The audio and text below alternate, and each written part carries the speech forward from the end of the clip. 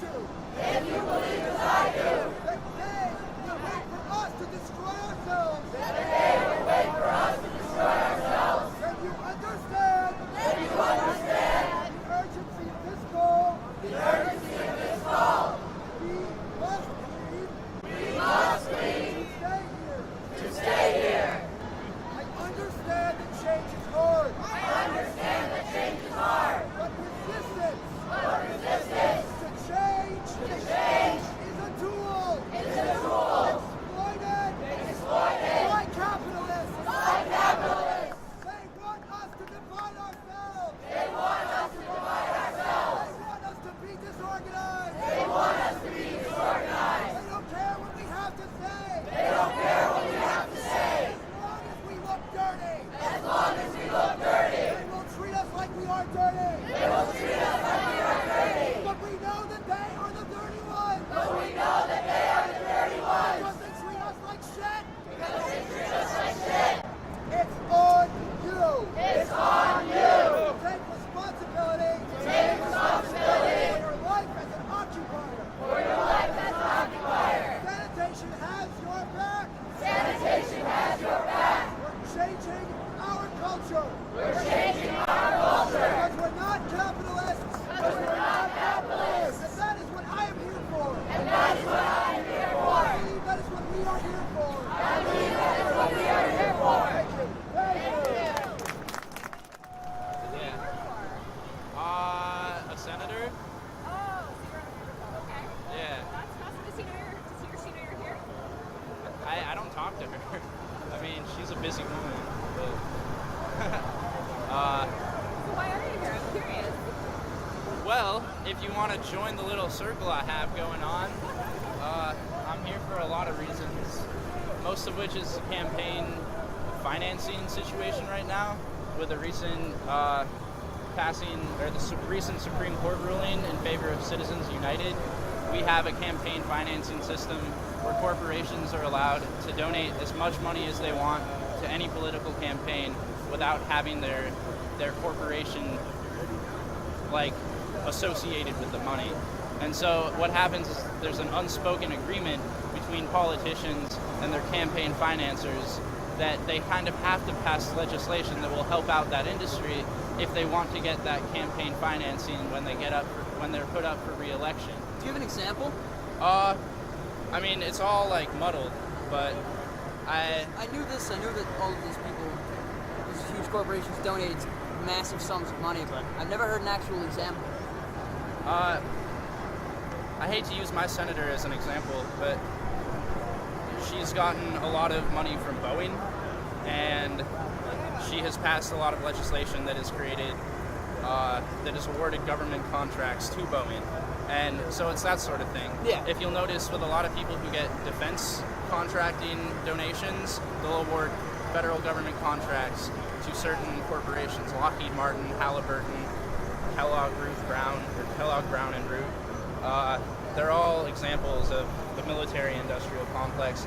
Down in Florida right now, the newly elected governor, I forget his name, he's trying to privatize prisons because he's gotten a lot of money, millions and millions of dollars, from private prison organizations.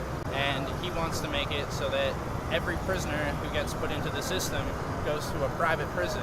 And they say it will save money, but every private prison is spending money trying to get this legislation passed.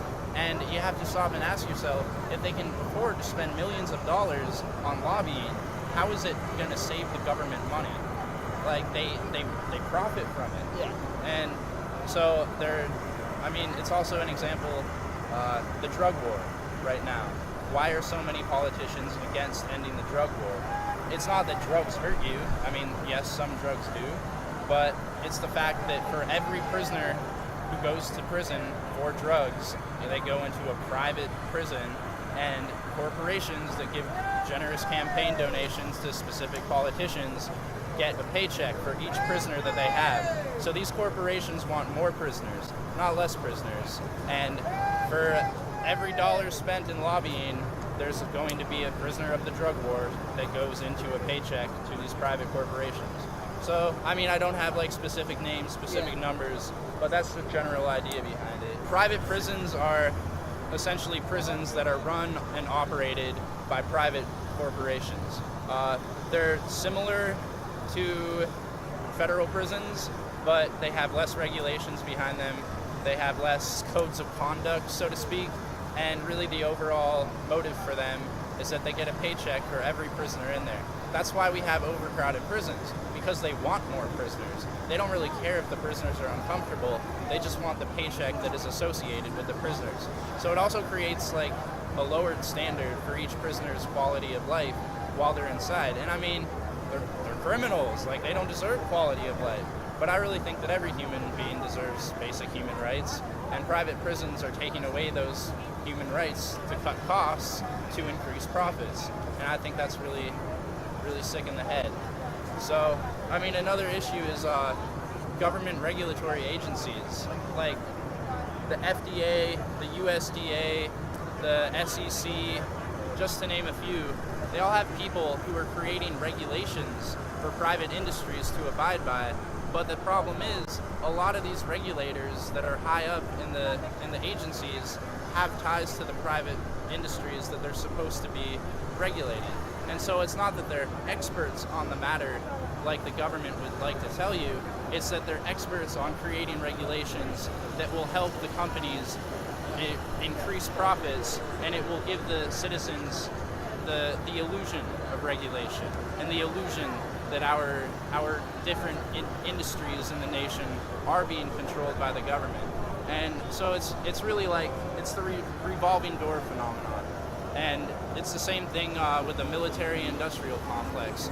You have high-ups in the military that are in charge of appropriations, awarding contracts to private corporations, and if they give a certain corporation, say Halliburton, for example, if they award a certain amount of government contracts to Halliburton over the course of their political career, chances are when they retire from politics, they'll have a very easy time finding a job in the private industry that they helped increase profits for. And so it's like corporate cronyism. As much as I hate to use that term, that's really the only thing that describes it accurately. Do you think that these politicians who, because I know that there are a lot of politicians in Congress right now who are in support of like J.P. Morgan, and who were at one point employed by J.P. Morgan and Chase.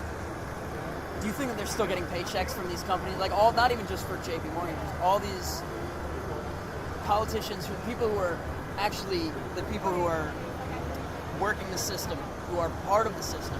Do you think they're still collecting paychecks from the companies that they're trying to benefit? Well, I mean, politicians, there's a lot of, there are some regulations in terms of taking gifts from corporations. You can't take a gift, but you can take a campaign contribution. And that campaign contribution will help you get more publicity when you're up for re-election, and it will essentially help you secure the next paycheck that you get from from the government for being a congressman. So, I mean, do they get direct paychecks from these corporations? I really don't think so. Every politician is required to declare their personal finances for every year, but I think that there are ancillary benefits that they receive, in like campaign donations, and chances are, if they're very friendly with a certain corporation, when they get done with politics and they're looking for some way to kind of help them live out their days in luxury, they will have no trouble finding a job in the industry that they helped support. Know who you're voting for. I think that too many people just listen to the facts on TV and they take them for face value, and they don't really look at politicians' voting records. They don't really see what they're standing for behind closed doors. And so I think if people were to know who they were voting for more, they would vote for the right people more often. And just as a secondary point, I would also say support electoral reform, because I don't think a two-party system works the way it should. I don't think they make sense, and that's what's discouraged me from voting for the 2 years that I've been able to vote. And I saw a sign around here that I thought was fucking great. It said that voting doesn't voice the needs of the people, because if it did, it would be illegal. and I thought that was great.